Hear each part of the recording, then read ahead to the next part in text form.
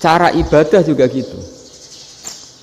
Kita ini kan, saya ini punya bapak kiai, mbah kiai, punya guru yang sangat alim ya, seorang kiai Kiai Memun. Itu dulu kita pengkaji ilmu itu tidak pernah tahu bedanya NU dan Muhammadiyah. Karena dulu Mbah Darwis itu, Kiai Dahlan itu dulu ngajinya bersama Mbah Hasyim ketika di Indonesia yang ngaji Mbah Soleh Darat. Mbah Soleh Darat itu dulu ngajinya sama buyut saya ke-6, namanya Mbah Soleh Asnawi di Kudus. Mbah Soleh Darat itu dulu alim-alimnya orang Jawa ya Mbah Soleh Darat, Soleh bin Umar. Tempatnya di Semarang, tapi beliau itu sebenarnya orang Jepara yang dekat Kudus. Setelah di Mekah, Mbah Hasyim ini mondoknya ya, mulazimnya ke Syekh Mahfud Termas. Tapi sesekali ke Syekh Khotib Minangkabau. Nah yang Mbah Ahmad Dahlan lebih sering ke Syekh Khotib Minangkabau, sesekali ke Mbah Mahfud. Singkat cerita, karena Syekh Khotib Minangkabau sudah modern ya, terlibat organisasi dunia. Pas itu beliau pengagum Muhammad Abduh, pengagum Rasid Ridho, sehingga bawaannya Mbah Dahlan itu lebih pergerakan karena beliau lebih ngidolakan Syekh Khotib. Nah Syekh Khotib sendiri sebenarnya orang Minangkabau, jadi beliau namanya Muhammad saja sebenarnya. Jadi menantunya orang Arab. Oh itu dicibir mertuanya ini karena punya mantu orang Jawa, orang ndak Arab. Singkat cerita terus si mertuanya bilang gini, kamu jangan pernah bilang kalau orang Arab itu mansa kanal Arab, orang yang bertempat di Arab. Walakin man takallama bi arabiyyin fasihin, tapi orang bisa ngomong Arab secara fasih. Singkat cerita, kalau kamu tidak percaya, nanti suatu saat menantu saya kalau Jumatan, tidak usah kamu kasih tahu, langsung suruh jadi khotib. Nggak usah kamu kasih tahu, sarannya tidak usah kamu kasih tahu. Kalau sekarang kan enggak. Kalau dosen mau jadi khotib kan mengumpulkan materi dulu. Lucunya di antara materinya itu dari TV. Makanya jadi ribet kan khutbah sekarang. Kalau musim corona ya akan ngomong corona, musim apa yang ngomong apa. Jadi lagi-lagi didikte oleh media. Sebenarnya kalau ngomong kan sesuai kebutuhan umat, ini obatnya apa. Tapi enggak sesuai trending topik, itu kan kayak anak-anak gaul. Ini dokter kok gitu kan aneh. Singkat cerita si khotib ini enggak dikasih tahu, saya Muhammad tadi enggak dikasih tahu, langsung disuruh khutbah. Fatakallama bikalamin fasihin. Dia ngomong fasih sekali. Bahkan ngalah-ngalahi fasihnya orang Arab asli. Semenjak itu beliau dapat gelar Al-Khotib, orang yang cakap berpidato berkhutbah. Makanya terus dia Khotib Al-Minangkabau. Jadi orang Indonesia itu luar biasa. Dulu yang namanya orang Indonesia di Arab Saudi itu dihormati sekali, karena yang ke sana itu pasti ulama. Sudah alim di Indonesia ke sana, termasuk Mbah Ahmad Dahlan, Mbah Hasyim dulu karena sama-sama muridnya Mbah Soleh Darat. Lama-lama yang ke sana itu TKI TKW itu ya mulai agak dibully. Dulu Syekh Nawawi di antara ijtihad yang dihormati itu beliau mengkritik nyuwun sewu orang yang kan orang biasanya normalnya kan muji orang mati syahid. Hebat orang mati syahid itu hebat gini. Oke, kita sepakat orang mati syahid itu hebat. Tapi kata Imam Nawawi dengan syarat niatnya itu li'ila'i kalimatillah dan itu bawaan takdir. Saya ulang lagi, itu bawaan takdir, harus mati di medan perang.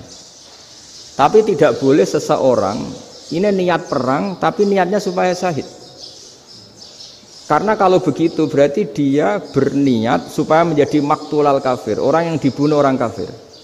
Kedua, dengan dia mati berarti pasukan Islam berkurang. Berarti dia ingin pasukan berkurang, hanya ambisinya dia ingin langsung ke surga. Misalnya pasukan orang Islam itu 10, orang kafir 10. Kalau kamu ingin syahid berarti mati 1 kan, tinggal 9 kan. Nah kalau yang seperti itu 10 kan mati semua. Gara-gara ingin syahid akhirnya perangi rapati tenanan, benang mati, benang mlebu swarga. Kata Syekh Nawawi, ya enggak. Kalau kamu perang sama orang kafir ya niat menang. Dengan niat menang ini kamu ingin li'ila'i kalimatillah. Tapi kalau kamu ingin syahid berarti kamu menuruti keinginan nafsu kamu yang cepat masuk surga. Itu orang Arab kagumnya bukan main.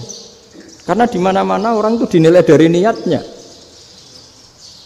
Paham ini ya? Tapi perang loh ya, dalam kondisi perang, bukan teroris. Perang itu artinya orang kafir yang ingin bunuh kita, itu perang namanya apa? Perang. Dulu orang cerita syahid itu hanya pokoknya syahid itu hebat, pokoknya syahid itu hebat. Syahid di medan perang itu hebat, pokoknya saya di medan perang hebat. Tapi ketika Syekh Nawawi memberi penjelasan ilmiah, jika kamu perang ingin cepat mati, ingin cepat syahid, artinya ini untuk pemenuhan diri kamu, karena kamu bayangkan langsung masuk surga. Kamu lupa bahwa dengan kamu dibunuh, kekuatan Islam berkurang. Akhirnya beliau memberi penjelasan, syahid itu bagus, itu sebagai takdir. Hanya takdir itu kita perang yang ingin menang, tapi takdirnya mati. Jangan dibalik, oleh perang rapati tenanan benang mati namun lebu. Itu yang pertama, termasuk ulama yang pertama memberi penjelasan itu Syekh Nawawi. Akhirnya melahirkan kekaguman yang luar biasa dengan tafsir Munirnya itu. Terus beliau itu orang yang rileks kalau menjelaskan ilmu. Ini ya juga guru-gurunya Mbah Hasyim, Mbah Guru sama Mbah Hasyim sama Mbah Ahmad Dahlan Syekh Nawawi itu. Jadi dulu yang alim di Arab itu ada Syekh Nawawi, ada Syekh Khotib Minangkabau, ada Syekh Bakir Jogja, ada Syekh Mahfud Termas. Itu orang Indonesia banyak sekali yang alim. Bahkan diantaranya yang dikagumi Al-Azhar itu juga orang Indonesia, nama Syekh Abdul Manan itu, mbahnya Syekh Mahfud Termas. Itu pertama ada duta besar Indonesia di Mesir, itu termasuk barokahnya Mbak Abdul Manan tadi, itu juga orang Indonesia. Jadi pemahaman ulama Indonesia itu khas, termasuk ketika memaknai apa? Syahid. Ketika memaknai apa? Syahid. Itu unik. Ketika Syekh Nawawi diuji dulu itu yang namanya ulama diuji dulu oleh 100 ulama. Jadi dulu ya ada kompetisi. Imam Bukhari diakui jadi ahli hadis itu diuji oleh mi'atu muhaddisin, 100 orang ahli hadis, sanad dibolak-balik, matanya dibolak-balik, tapi beliau tetap bisa mengembalikan proporsi sanad itu. Syekh Nawawi pernah diuji gini, ayul afdol al ulama awe salatin, keren mana ulama sama raja atau sama orang-orang kaya sama penguasa? Ya keren ulama. Terus dibully sama orang. Tapi setahu saya banyak ulama yang antri di rumahnya raja, tapi saya tidak tahu melihat raja antri di rumahnya ulama. Kan kebanyakan kan mungkin ustadz atau kiai yang antri ngajukan proposal kan enggak. Nah, kalau raja kan enggak pati itu, malah enggak usah antri, kiainya sudah nyambut sebelum datang. Jawabannya lucu Syekh Nawawi itu, dan yang tanya itu langsung diem. Ya karena ulama itu tahu fungsinya uang, sehingga cara nyari sampai seperti itu. Sementara raja-raja itu tidak tahu fungsinya ilmu, makanya tidak pernah sowan ulama. Sehingga jadi ya dianggap enteng saja. Ulama kan tahu fungsinya uang, tahu untuk pondok, tahu masjid. Sementara raja tidak tahu fungsinya ilmu. Jadi itu khas Jawa ya. Khas Jawa, khas Indonesia. Apa-apa yang menurut orang banyak dengan tanda kutip itu buruk atau baik, itu orang Jawa menafsirkan tuh gampang saja. Sehingga semenjak itu Jawa itu dipandang betul. Saya punya kitab namanya Qadhayal Haji wal Umrah. Itu terbitan Hayatul Ulya Arab Saudi, milik Wahabi. Itu diantara fatwa yang dipakai untuk solusi muskilatul haji, problem-problem haji kekinian. Itu fatwanya syekh-syekh yang dari Indonesia, termasuk Syekh Khotib Minangkabau, Syekh Nawawi Banten, Syekh Bakir Nur Jogja. Misalnya begini, dalam fatwa-fatwa yang menyulitkan kita ya, sampai sekarang jadi perdebatan. Ketika Sofa dan Marwah itu dengan batas tertentu, saya ulang lagi dengan batas tertentu, mau tidak mau atas nama kebutuhan, itu kan butuh perluasan. Karena kalau naik turun itu mudah disepakati ulama. Jadi misalnya gini ya, saya punya tanah seluas ini. Pasti orang akan mengatakan sampai bawah ya tanah saya, sampai atas tanah saya. Itu mujma' alaih, itu disepakati. Sehingga Nabi ngendikan al-Ka'bah min tuhumil ardi ilas sama Ka'batun. Ka'bah sampai ujung bumi, sampai ke aras semuanya Ka'bah. Sehingga tidak ada perdebatan ulama ketika Masjid Haram ditingkat, kemudian yang di atas sholat. Tetap dia menghadap Ka'bah. Tidak harus diluk melihat di bawah, enggak.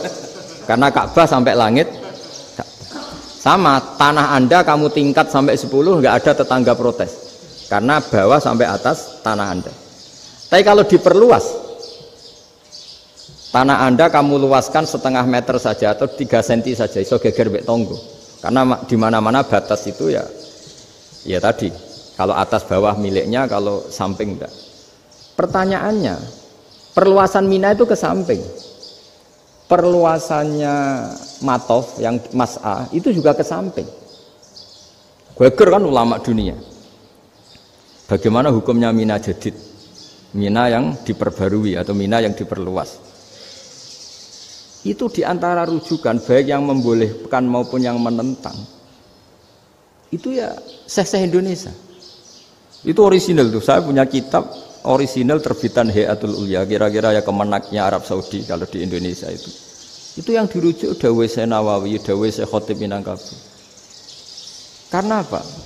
Ada logika khas Jawa. Misalnya begini. Meskipun saya tidak perlu fatwa Mina Jadid sah apa enggak, memang jadi perkhilafan ulama. Misalnya kampung ini dinamai Mina. Pertanyaannya gini, tanah yang di samping ini bisa milik Anda apa enggak? Ya bisa Gus kalau dibeli atau dihibahkan. Berarti tanah di samping Anda menjadi milik Anda karena ada proses pengambil alian lewat beli maupun hibah. Nah masalahnya ini negara itu berhak menganeksasi atau memasukkan ini sebagai Mina. Itu ulama Jawa kalau ditanya, alasannya apa? Fa innal muttasila bis-syai' hukmu dzalika syai'. Karena yang gantet, yang mutasil itu bisa dihukumi seperti sesuatu itu. Jadi kalau ini Mina, ya yang gantet Mina ini ya bisa dikatakan Mina. Beda dengan membuat Mina Malang Mina, wah itu tidak bisa, tidak mutasil kan? Itu enteng sekali ulama Jawa. Satu ya tentu karena kebutuhan, tapi asal masih al-muttasilu bihi, yang masih tanah yang masih mutasil dengan. Nah, ketika perluasan Mas'ah antara sofa dan marwah kan misalnya ini batas luasnya sofa, ini batas luasnya marwah. Lalu atas nama kebutuhan, sofa marwah itu sampai sini. Sampai agak meluas ke sini. Itu geger Arab Saudi. Wah, ini gimana? Padahal tawaf itu harus antara gunung Sofa dan gunung Marwah. Sa'i itu ya. Tapi kalau istilah Quran memang tawaf sama-sama. Makanya apa? Inna Sofa al-Marwata min sya'airillah faman hajjal baita wa i'tamara fala junaha alaihi ayyat tawafati. Nah, jadi kalau istilah sa'i di Quran itu masih tawaf. Karena harus ada, kalau bisa lah, bukan harus. Kalau bisa memang harus ada unsur muternya. Kita kalau sa'i kan dari sini Sofa sampai sini Marwah. Terus kan agak muter ke sini. Nah, kan agak membentuk lingkar, nah, makanya Quran tetap mengistilahkan apa? Tawaf.